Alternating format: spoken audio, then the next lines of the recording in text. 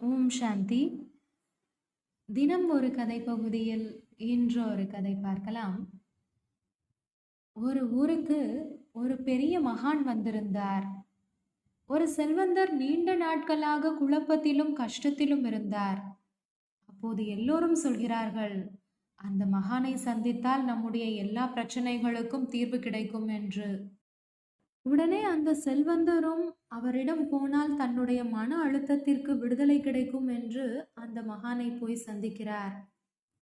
அந்த மகான் சொல்கிறார், உன்னுடைய எல்லா கேள்விகளுக்குமே கீதையில் பதில் இருக்கிறது. எல்லா குழப்பங்களுக்கும் தீர்விருக்கிறது. அதற்கு நீ கீதையை நல்லபடியாக புரிந்து படித்து மனப்பாடம் செய்ய வேண்டும்.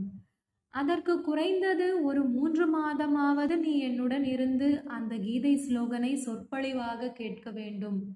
அதை சிந்தனை செய்து மனப்பாடம் செய்ய வேண்டும்.